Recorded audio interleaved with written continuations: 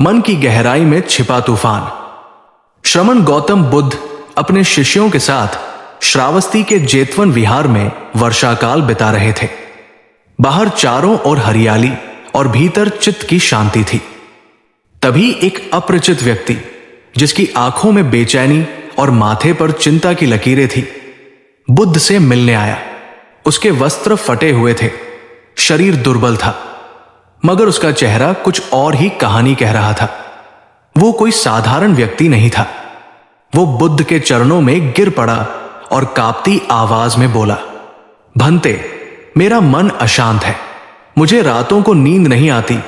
कभी रोने लगता हूं, कभी क्रोध आता है। मैं खुद से डरने लगा हूं।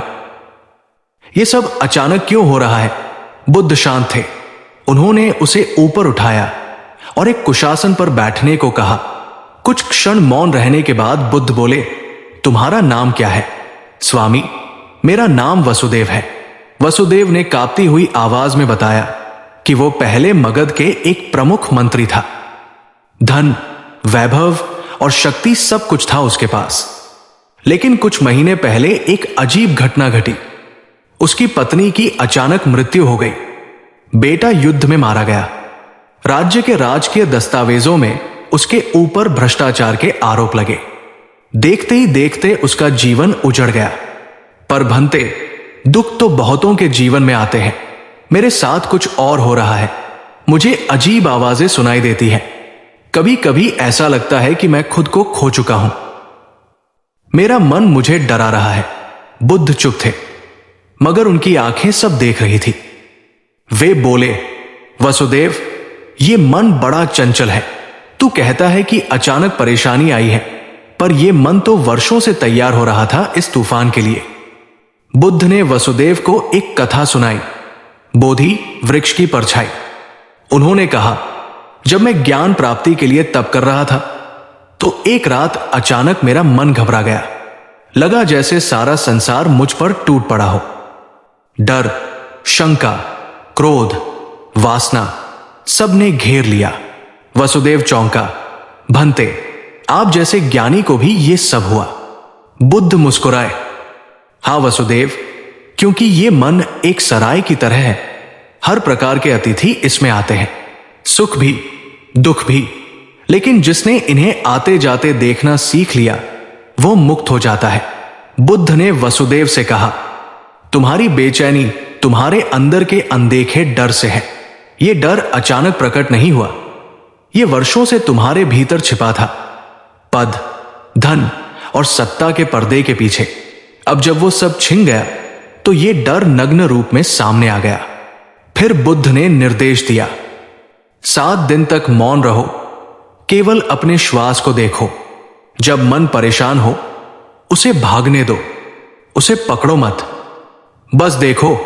वसुदेव मौन हो गया।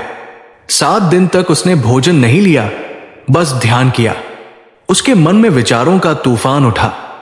कभी क्रोध, कभी पश्चाताप, कभी भय, मगर उसने कुछ नहीं किया, केवल देखा। 7वें दिन जब वसुदेव ने आंखें खोली, उसके चेहरे पर शांति थी, पर उसकी आंखों में आंसू थे। वो बुद्ध के चरणों में गिर पड़ा। भंते, मैंने पहली बार खुद को देखा। मैं सारा जीवन दूसरों को दोष देता रहा, राजकाज, शत्रु, भाग्य। पर सच्चाई यह है कि मेरा सबसे बड़ा शत्रु मेरा अनदेखा मन था। बुद्ध ने सिर पर हाथ रखा। जो अपने मन को जीत लेता है, वो संसार को जीत लेता है। जब मन अशांत हो, तो उसे रोकने की चेष्टा मत करो, बस उसकी साक्षी बनो। बुद्ध ने फिर वसुदेव से पूछा, क्या तुम सच में जानना चाहते हो कि तुम्हारा मन इतना परेशान क्यों हुआ? वसुदेव ने कहा, हां भंते। तब बुद्ध बोले, वसुदेव, तुम्हारे पूर्व जन्मों में भी तुम सत्ता में थे। कई बार तुमने लोगों पर अत्याचार किए। तुमने ध्यान और धर्म से सदा दूरी बनाई। यह जन्म तुम्हें अवसर देने के लिए था कि तुम भीतर की ओर देख सको। वसुदेव स्तब्ध रह गया। तो क्या मेरा यह दुख पूर्व जन्मों का फल है? हां और नहीं, बुद्ध ने उत्तर दिया। कर्म केवल बीज देता है, पर तुम ही उन्हें सींचते हो। लोभ, मोह और अहंकार से। दुख तब बढ़ता है जब तुम उसे पहचानते नहीं, पर जब तुम उसे देख लेते हो, समझ लेते हो, तो वो विदा ले लेता है। वसुदेव अब बदला हुआ व्यक्ति था। वो श्रमण बना और बुद्ध के साथ भिक्षु जीवन बिताने लगा। कई वर्षों बाद जब वो वृद्ध हुआ तो नए भिक्षुओं को सिखाता, जब मन अचानक परेशान हो तो ये मत सोचो कि कुछ गलत हो गया, ये सोचो कि मन अब तुम्हें कुछ सिखाने आया है। डर से मत भागो, ध्यान की लौ जलाओ और देखो कि डर कैसे जलकर राख हो जाता है। कथा के अंत में बुद्ध ने सभी भिक्षुओं को यह सूत्र दिया, मन के भीतर जो देखना सीख गया वो बाहर के संसार से कभी नहीं डरेगा। परेशानी अचानक नहीं आती, ये हमारे ही बनाए विचारों की परछाई है। जैसे सूर्य के सामने परछाई स्पष्ट होती है, वैसे ही ध्यान की रोशनी में मन की उलझनें स्पष्ट हो जाती है और फिर स्वतः लुप्त हो जाती है।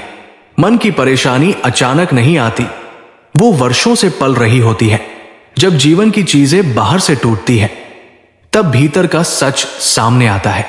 ध्यान के द्वारा हम अपने मन के भावों को केवल देख सकते हैं और वही उन्हें समाप्त करता है। सत्य यह है, जब हम दुख को पहचान लेते हैं वो हमें कष्ट देना बंद कर देता है। हमारा सबसे बड़ा शत्रु कोई और नहीं, हमारा अनदेखा और अनियंत्रित मन है। तो दोस्तों, आपको हमारी ये वीडियो कैसी लगी, इसे लाइक करें। धन्यवाद।